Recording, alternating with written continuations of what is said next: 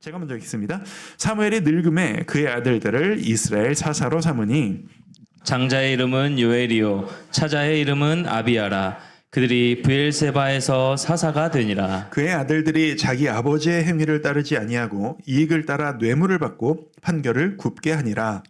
이스라엘 모든 장로가 모여 라마에 있는 사무엘에게 나아가서 그에게 이르되 보소서 당신은 늙고 당신의 아들들은 당신의 행위를 따르지 아니하니 모든 나라와 같이 우리에게 왕을 세워 우리를 다스리게 하소서 한지라. 우리에게 왕을 주어 우리를 다스리게 하라 했을 때에 사무엘이 그것을 기뻐하지 아니하여 여호와께 기도하매 여호와께서 사무엘에게 이르시되 백성이 내게 한 말을 다 들으라. 이는 그들이 너를 버림이 아니요 나를 버려 자기들의 왕이 되지 못하게 함이니라.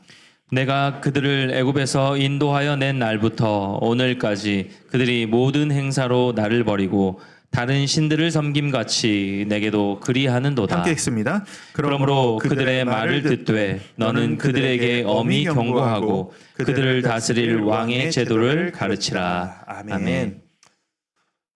성경을 늘 묵상하고 연구하고 말씀의 뜻을 이렇게 깨닫기 위해서 노력하다 보면 늘 성경은 우리에게 하나님은 이 성경 말씀을 통해 우리의 생각하는 방식, 우리의 세계관의 전환을 요구하신다라는 것을 늘 깨닫곤 합니다.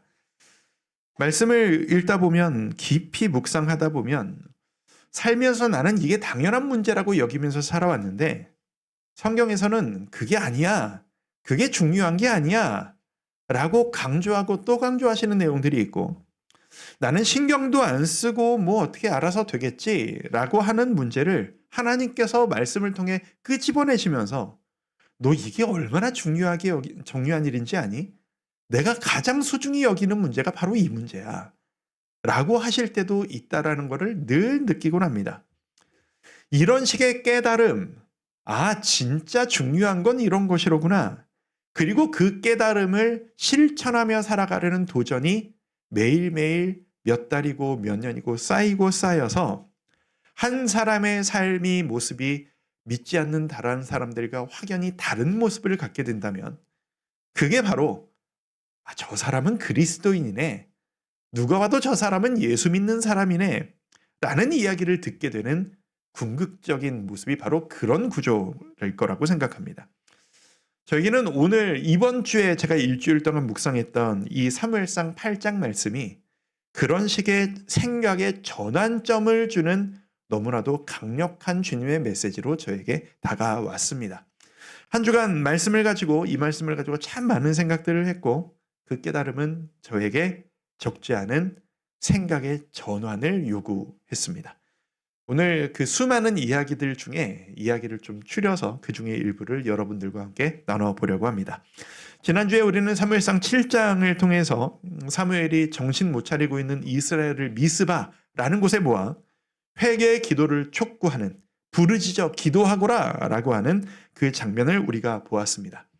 사무엘은 그때부터 이스라엘의 사사로서 살아갔습니다. 사사가 무슨 역할이냐 하면 이제 우리가 삼손 이런 이미지가 있어서 싸우는 사람의 이미지가 많은데요. 사사의 본질은 하나님의 뜻대로 백성들에게 옳고 그름을 판별해 주는 역할을 하는 사람, 그게 바로 사사입니다. 재판관이라는 뜻입니다. 그거는 옳다, 그르다, 이렇게 해라, 저렇게 해라, 그렇게 지정해 주는 사람이 사사였습니다. 그리고 오늘 이 사무엘상 8장 말씀은 지난주에 보았던 그 사건으로부터 꽤 많은 시간이 많이 지난 이후의 이야기입니다. 사무엘도 나이가 들었습니다. 나이가 많아서 지금 우리로 치면 은퇴를 해야 될 때가 온 겁니다. 1장 말씀, 우리 자막 감사합니다. 오늘 이런 게 감사로 느껴지네요. 같이 한번 읽어보실까요? 시작. 사무엘이 늙음에 그의 아들들을 이스라엘 사사로 삼으니. 아들들을 사사로 삼으니. 이 사사라고 하는 직분은 제사장 같은 직분과는 달라서 사사가 자기 아들들에게 마음대로 물려주고 할 수 있는 직분이 아니었습니다. 그런데 사무엘이 그 일을 해버린 겁니다. 이것만 봐도 우리는 깨닫습니다. 성경 인물 그 누구도 완전히 완벽하게 옳은 사람은 없습니다. 예수님 외에 완전한 사람은 없습니다. 뛰어난 신앙인이라고 해도 끊임없이 실수와 잘못을 저지릅니다. 사무엘이 하나님을 기쁘게 해드리는 일꾼이었던 것은 분명하나 그 역시 완전하지 못한 실수하는 사람이었다라는 겁니다. 근데 문제는 거기서 그치지 않습니다. 그 선택으로 인해 문제가 계속 지속되고 있었다는 겁니다. 3절 말씀을 함께 한번 읽어봅니다. 3절 말씀 읽습니다. 시작. 그의 아들들이 자기 아버지의 행위를 따르지 아니하고 이익을 따라 뇌물을 받고 판결을 굽게 하니라. 사무엘이 아들들이 아버지가 했던 일을 이어받았는데 이게 뭐 능력이 부족한 거라면은 안타깝네. 근데 성장할 때까지 기다려드리자라고 하고 말겠어요. 그런데 그 문제가 아닌 거예요. 도덕적인 문제가 있는 겁니다. 뇌물을 받고 판결을 뇌물 받은 사람에 따라서 이렇게 저렇게 움직이는 모습을 보이기 시작하는 겁니다. 이스라엘 백성들이 그것을 참지 않습니다. 12지파의 지도자들이 모여서 사무엘을 다시 찾아갑니다. 은퇴했는데. 그리고 공식적으로 당신이 이 상황을 책임지고 수습해라 라는 것을 요구하게 됩니다. 할 수 있을 만한 이야기겠죠. 근데 문제는 뭐냐 하면 당신이 하나님의 사람으로서 기도하며 하나님의 뜻대로 처리해 주시오가 아니었다라는 겁니다. 사무엘을 찾아가서 요구하는 그 지도자들의 요구는 이렇게 해 주시오라고 하는 안을 자기들이 만들어서 들이밀었다라는 겁니다. 그게 바로 문제가 되었습니다. 그 내용이 뭐냐? 5절 말씀인데요. 5절 말씀 제가 읽어드릴게요. 그에게 이르되 보소서 당신은 늙고 당신의 아들들은 당신의 행위를 따르지 아니하니 모든 나라와 같이 우리에게 왕을 세워 우리를 다스리게 하소서 한지라. 왕을 세워달라고 요구를 하는 겁니다. 다른 사사가 아닌 왕을 세워달라. 이건 정말 이스라엘에게는 파격적인 요구였습니다. 지금까지 이스라엘은 왕이 없는 나라였습니다. 왜였을까요? 하나님이 이스라엘의 왕이셨기 때문입니다. 아니, 하나님이 눈에 안 보이시는데 어떻게 왕 역할을 하시냐라고 물으신다면 이 시대는 지금으로부터 3000년 전 고대 시대입니다. 이 3000년 전 고대 중동 시대의 왕이라고 하면 왕이 해야 하는 역할은 여러분들이 지금 생각하실 만한 것처럼 정치를 잘 해내고 그 나라의 발전을 이뤄내기 위해 행정력을 발휘하고 민생을 챙기고 이런 게 왕이 다루는 역할이 아니었습니다. 이 당시 왕의 역할은 절대적으로 한 가지, 군사적 리더가 되는 것이 역할입니다. 나라의 전쟁을 일으키고 전쟁터에서 맨 앞에 서서 적군과의 싸움을 승리로 이끌어내는 것, 그게 바로 이 당시 왕이 해야 하는 가장 중요하고 가장 큰 대부분의 역할이었던 겁니다. 하나님이 그런 의미에서 왕이셨습니다. 지금까지 이스라엘은 하나님을 의지하는 한 하나님께서 전쟁을 하지 않아도 모든 나라와의 다툼에서 이길 수 있도록 만들어주셨고, 싸움이 일어나면 군사력이 없어도 기적과도 같은 놀라운 현상을 통해 하나님의 능력으로 항상 승리하는 나라가 될 수 있었습니다. 그게 왕 되신 하나님의 역할이셨습니다. 근데 백성들이 그걸 거부하기 시작한 겁니다. 우리에게도 눈에 보이는 사람 왕이 있어야겠어.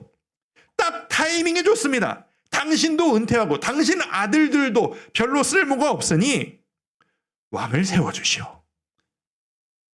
압박을 하기 시작하는 겁니다. 사무엘은 이 이야기가 마음에 들지 않았습니다.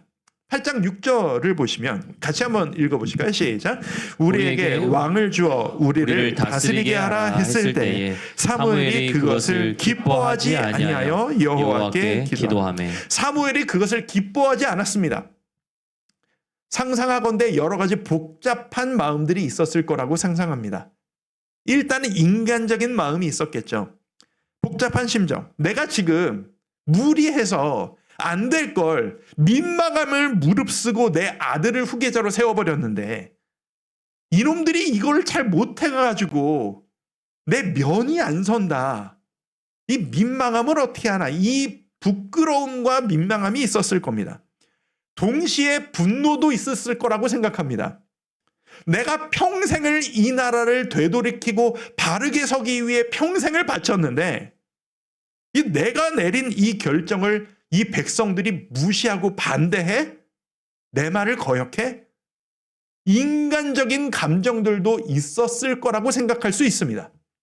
그런데 이건 모두 사무엘의 부족했던 인간적 면모고 가장 중요한 건 백성들이 사무엘에게 왕을 세워달라라고 하는 그 요구 뒤에 숨겨진 그 숨겨진 본질적인 의미가 무엇인가를 생각해 봤을 때 이건 심각한 문제라는 것을 깨달았기 때문입니다.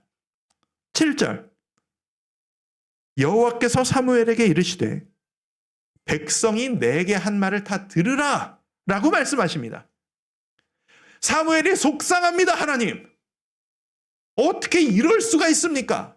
하지만 하나님은 쟤들이 원하는 대로 해 주어라. 그리고 이스라엘은 처음으로 인간 왕을 세우고 이 시대 이후로 이스라엘은 왕이 다스리는 왕정 국가로서의 삶을 시작하게 됩니다. 저는 오늘 이 말씀을 보면서 수많은 생각을 했습니다. 그리고 이 말씀을 가지고 수많은 질문을 던져보았습니다. 그 수많은 질문들 중에서 우리 삶에 다급하게 중요하게 우리가 생각하는 것들 중에 바로 적용해야 할 두 가지 질문을 여러분과 나눠보고 싶습니다. 나의 삶에 적용해야 될 질문. 첫 번째, 제가 프린트에도 적어드렸습니다. 같이 한번 읽어보실까요? 좋은 신앙인도 자녀 교육에 실패할 수 있는가? 라는 질문입니다. 아니 그렇게 믿음 좋은 사람인데 그렇게 믿음 좋은 사람이 자녀 교육에 실패할 수 있는가? 애써주신 방송실 감사합니다. 지금 예배 중에 저게 살아나서 예배 중에 지금 만드시고 계신 거거든요. 어떻게 생각하십니까? 내가 진짜 제대로 된 신앙인이라면 내 자식도 하나님을 제대로 믿는 게 당연한 걸까요? 우리에게는 우리나라 문화에는 자녀의 삶을 통해서 부모의 삶을 평가하는 문화가 우리에게 있습니다. 자식을 보니 그 부모의 됨됨이를 인간됨을 알겠다. 이런 식의 이야기를 이야기하는 겁니다. 그래서 뭐 요즘에는 좀 덜한 것 같기는 한데요. 제가 어릴 때를 생각만 해봐도 어르신들이 애들한테 이런 얘기를 많이 했던 기억이 납니다. 너 나가서 행동거치 똑바로 해라. 네가 똑바로 안 사면 네 부모 얼굴에 먹칠하는 거야. 알았어? 똑바로 살아. 이런 이야기. 여러분들도 들으셨던 기억 있으실 거라고 생각합니다. 이게 우리에게 역효과를 일으킬 때가 있었습니다.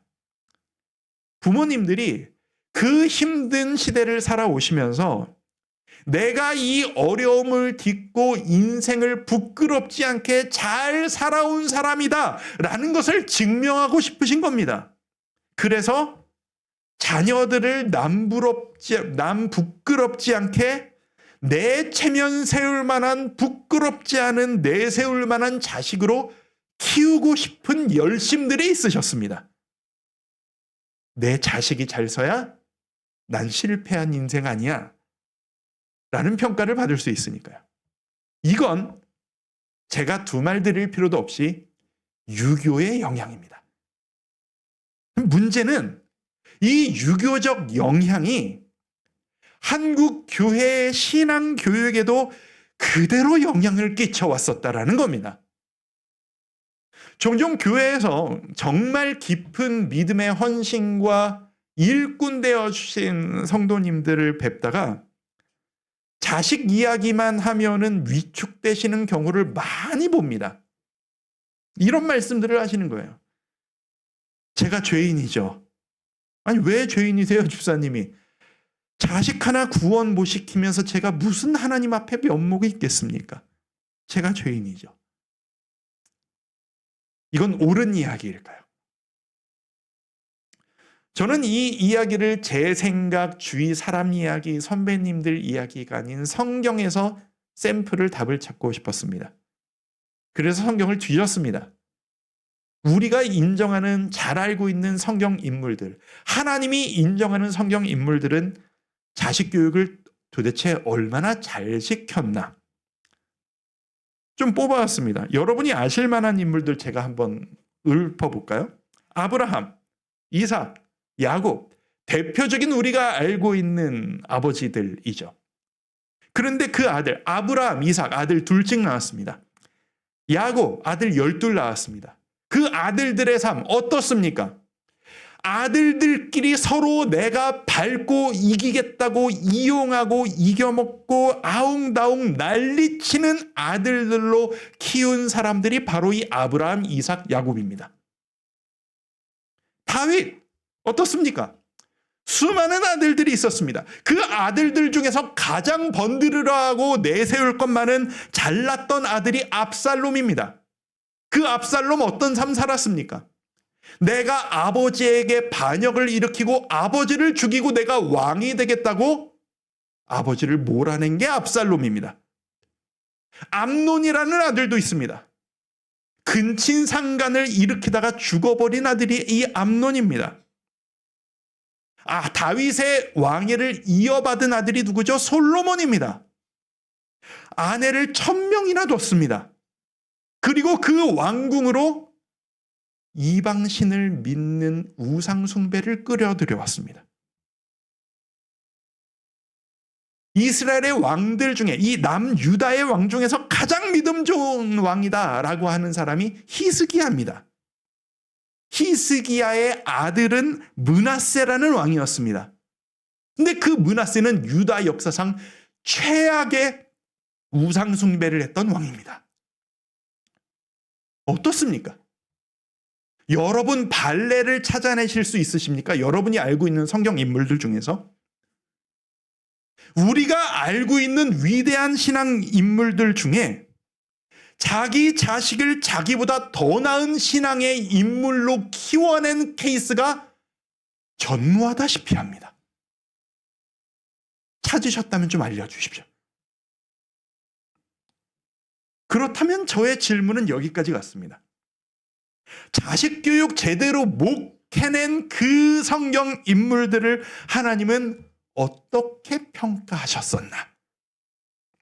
아무리 찾아봐도 하나님께서 이 아브라함에게, 다윗에게, 히스기야에게 너 자식 교육 제대로 못 시키냐? 라고 혼내신 이야기가 성경에 없어요. 이게 자식이 우상숭배하고 벌받을 만한 그 죄를 지어서 혼나는 것들은 있지만 순수하게 자녀 교육을 잘못 시켰다는 그 이유만으로 사람을 나무라신 이야기를 성경에서 찾기가 어려워요. 오늘 본문에서도 마찬가지입니다. 지금 사무엘이 흠이 있잖아요. 잘못을 저지른 게 맞아요. 그런데 하나님께서 이걸 가지고 그러게 네가 처신 잘못해가지고 그 욕심 부려가지고 네 생각 가지고 맞다고 해서 그렇게 해가지고 네가 이 꼴 난 거 아니냐. 우리라면 그렇게 책망하고 싶은데 하나님은 그렇게 하지 않으세요. 아까 보셨던 7절 여호와께서 사무엘에게 이르시되 백성이 네가 한 말을 다 들으라. 여기서부터 이는 그들이 너를 버림이 아니요 나를 버린 것이다. 너 지금 힘들지? 자식 제대로 못 키웠다고 욕먹는 거 힘들지? 처신 제대로 못하고 사심 들어갔다고 욕먹느라 힘들지? 속상해하지 말아라. 품어주십니다. 나무라시는 게 아니라 널 버리는 게 아니야. 나에게 죄를 짓고 있는 거야. 수많은 생각들을 하면서 이렇게 결론 낼 수밖에 없었습니다. 성경은 분명히 자녀 교육을 중요하게 이야기합니다. 하지만 우리 문화, 우리의 삶, 성경이 강조하는 것보다 지나치게 자녀 교육에 우리의 마음을 많이 쏟고 있습니다. 그 이상인 것 같습니다. 이 문제에서 저도 자유롭지 못합니다. 우리가 자녀를 사랑하죠. 사랑해야만 하죠. 그러니 관심이 안 갈 수가 없죠. 당연합니다. 하나님도 마땅히 네 자녀를 가르치고 이끌어라라고 말씀하십니다. 하지만 하나님께서는 우리에게 네가 부모로서 마땅히 가르쳐야 할 중요한 삶의 자세를 가르쳐라라고 하실 뿐 네 삶을 거기에 걸어라 라거나 네 인생 가장 중요한 가치가 네 자식 잘 키우는 거다 라거나 네 자식이 어떤 존재냐가 네 인생의 성적표다라는 말씀을 단 한 번도 하지 않으십니다. 오히려 네 자녀가 어떤 삶을 살아가느냐 그 결과는 네가 책임지는 게 아니라 내가 하나님이 책임지는 거라고 말씀하십니다. 왠 줄 아세요? 내 자녀는 내가 하나님의 소유인 것처럼 내가 내 부모님의 소유가 아니라 하나님의 소유인 것처럼 내 자녀도 내 소유가 아니라 하나님의 소유이기 때문입니다. 그래서 그 책임도 하나님이 지실 테니 결과는 내가 알아서 할 테니 너는 네가 마땅히 해야 할 거기까지 해라. 성도 여러분, 오해하지 마십시오. 여러분의 눈빛이 지금 막 혼란 가운데 있습니다. 제가 오늘 드리고 싶은 말씀은 자녀 교육 필요 없다가 아니에요. 너무 여기에만 매여 살아가는 모든 내 삶을 자녀 교육에 맞춰 살아가는 이 긴장을 좀 풀어야 하는 게 성경적이라는 겁니다. 내 자녀가 신앙생활 잘하고 있다? 그건 내가 이뤄낸 내 공로가 아니라 하나님께서 내 자녀에게 주신 선물이고 복이고 은혜인 겁니다. 그건 부모의 공로가 아닙니다. 내 자녀가 신앙적으로 방황하고 어려워하고 있다? 그건 하나님이 은혜를 주시고 도와주셔야 될 문제지, 그건 하나님이 해결하실 하나님의 영역의 문제지 여러분의 죄가 아닙니다. 에스겔 18장 20절에 보면 이런 말씀이 있습니다. 같이 한번 읽어보실까요? 시작. 아들은 아버지의 죄악을 담당하지 아니할 것이요 아버지는 아들의 죄악을 담당하지 아니하리니. 단편적으로 한 부분을 끌어가지고 왔습니다만 이 말씀은 이런 얘기입니다. 자녀가 살아가는 게 아버지 책임이 아니고 아버지가 어떤 게 자녀 책임이 아니라는 이야기입니다. 하나님 앞에서 각자가 단독자로서 살아가고 각자가 단독자로서 하나님의 은혜를 받아 누려야만 한다라는 얘기입니다. 그러니 우리가 해야 할 일, 책임지는 게 아니라 내 부모님을 위해 하나님 책임져 주옵소서 기도하고, 내 자녀 책임져 주옵소서 기도하고, 내 가정 책임져 주옵소서 진짜 주인이신 주님께 맡겨드리며 기도하는 겁니다. 그게 우리가 할 수 있는 궁극적인 노력이라고 저는 믿습니다. 두 번째 질문을 여러분들과 나누고 싶습니다. 이 본문을 보면서 적용해야 될 질문. 남들처럼 나에게도 왕을 세워달라는 게 왜 문제가 되냐라는 겁니다. 다 왕이 있는데, 다 번듯한데, 이 질문과 주제는 이미 제가 지난주부터 언급을 하기 시작했고 앞으로 계속 이야기할 주제이기 때문에 이 주제에 대한 모든 얘기를 오늘 나누지는 않겠습니다만 이거는 짚고 가죠. 왜 이스라엘이 왕을 원했었냐라는 겁니다. 사실 이 이스라엘 백성들이 원했던 본심이 뭐였는지 사무엘의 아들들은 구실이었을 뿐 사무엘과 이 백성 지도자들의 대화를 통해 본심이 뭔지가 드러납니다. 8장 20절 말씀입니다. 같이 한번 읽어봅니다. 시작. 우리도 다른 나라들 같이 되어 우리의 왕이 우리를 다스리며. 여기까지. 이겁니다. 우리도 다른 나라들 같이. 이게 포인트입니다. 다른 나라 같은 모양을 갖추고 싶었던 겁니다. 다른 나라 사람들과 같은 방식으로 남들과 다르게 살아가는 우리의 모습, 하나님만 의지하고 하나님의 방법대로만 살아가는 이 독특한 삶의 모습이 마음에 안 든다라는 얘기를 하고 있는 겁니다.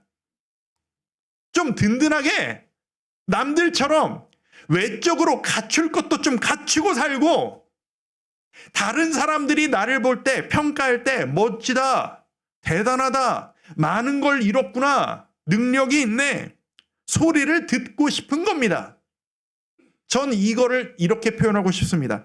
계산이 되는 삶, 예상이 되는 삶, 그걸 살고 싶었던 겁니다.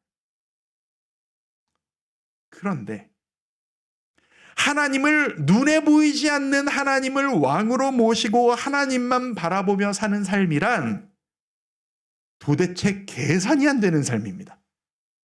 어디로 나를 이끄실지를 모르겠는 삶입니다. 게다가 적당히 요행을 바랄 수도 없는 겁니다. 그래서 계산이 안 되는 삶인 겁니다.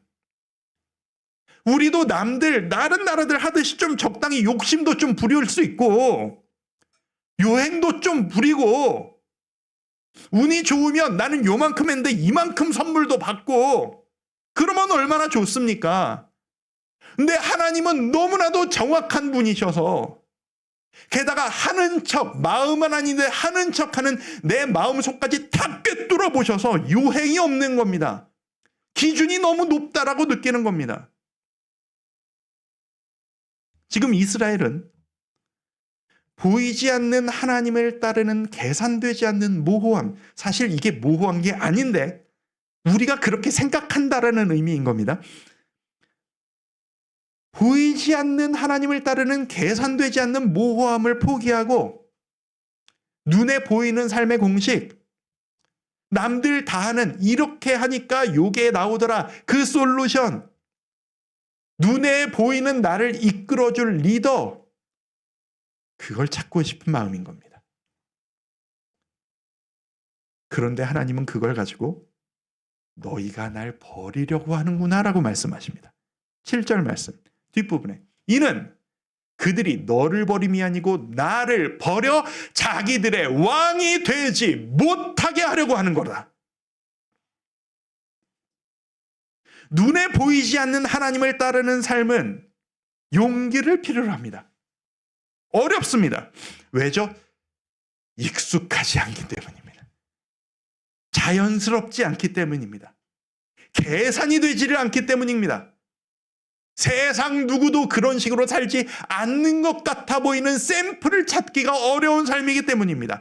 하지만 성도 여러분, 성경은 우리에게 말씀해 주십니다. 이걸 믿으십시오. 하나님의 일하심은 모호함이 아니라 살아있는 역사입니다. 지금도 하나님은 내가 무지하고 내가 어린아이가 부모의 뜻을 헤아리지 못하듯 뭐가 뭔지 모르겠어, 내가 안 보이는 것뿐, 하나님은 가장 정확한 방법으로 약속을 이루시며 지금도 여러분을 최선의 길로, 우리가 계산하는 것보다 더 최선의 길로 이끌고 계심을 믿으시기를 바랍니다. 세상의 방법, 세상은 우리에게 요구하면 요구돼 계산기를 쥐어주지만, 하나님은 내가 너를 책임질게 약속을 주시는 분입니다. 여러분, 계산기를 잡고 싶으십니까? 결과를 보장해 주시는 약속을 잡고 싶으십니까? 왕이신 하나님을 인정합시다. 그게 바로 하나님이 나의 왕이시라는 의미인 겁니다. 하나님은 지금도, 정치 이야기가 아니니까 이 민주사회에서도 하나님은 우리를 책임지시는 왕이심을 믿으시기 바랍니다.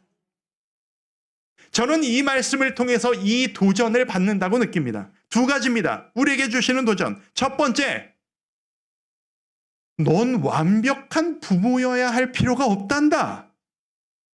왜? 네가 완벽해져야 네 자녀가 받아 누리는 게 아니고 내가 네 자녀를 책임질 거거든. 두 번째, 너는 네 삶을 완벽하게 준비하고 만들어낼 필요가 없단다. 1번, 2번 왜요? 왜냐하면 1번, 2번 모두 다 그건 네 삶의 주인, 네 삶의 왕인 내가 할 일, 내가 곧 너의 왕이기 때문이다. 이 도전을 받아들일 수 있으시겠습니까? 저거를 받아들이는 것을 우리는 믿음이라고 얘기합니다. 그리고 그 믿음을 가능케 하는 것은 오직 기도라는 방법밖에 없다고 저는 믿습니다. 이룰 수 없는, 아무리 노력해도 안 됩니다. 예수님, 아무리 애쓰고 노력해도 안 되는데 어떻게 하죠? 라고 할 때 예수님은 말씀하십니다. 마가복음 9장 29절. 우리 같이 한번 읽어봅니다. 시작. 이르시되 기도 외에 다른 곳으로는 이런 종류가 나갈 수 없느니라 하시니라. 기도 외에 다른 방법으로 안 돼. 네가 아무리 애쓰고 아둥바둥 애쓴다고 되는 게 아닌 거야. 이건 기도해야 되는 거야. 그 기도가 뭐냐? 무슨 의미냐? 기도는 제가 다 알아요. 이거 어떻게 해야 해결되는 문제인지 알아요. 그러니까 제가 하겠습니다. 를 포기하고 주인이신 주님, 왕이신 주님, 저 이거 모르겠습니다. 주님께서 주인이시니까 알려주세요. 이거 어떻게 할까요? 이게 바로 기도입니다. 기도는 저 이거 주세요가 아니라 하나님을 왕으로 인정하고 저 모르겠어요. 어떻게 해야 됩니까? 저를 이끌어 주세요. 답을 알려주세요. 제가 지금 뭘 어떻게 하는지를 알려주세요. 이게 기도라는 겁니다. 기도하지 않고 승리할 자신이 있으십니까? 기도하지 않고 여러분의 삶을 책임질 자신이 있으십니까? 잘 모르겠다면 기도의 자리로 나아오시기를 축복합니다. 신년 특별 기도회가 바로 그것을 여쭙는 시작을 했습니다. 우리 교회의 세세한 모든 것들, 우리의 삶을 내놓고 여쭤보는 기도를 8주 동안 해나갈 겁니다. 예배를 통해서 여러분의 개인 묵상과 기도를 통해서 하나님께 계속 여쭐 수 있는 우리가 되기를 소망합니다. 하나님 거잖아요. 내 자식 하나님 거잖아요. 우리 부모님 하나님 거잖아요. 내 배우자 하나님 거잖아요. 어떻게 해야 됩니까? 모르겠습니다. 알려주십시오. 책임져 주십시오.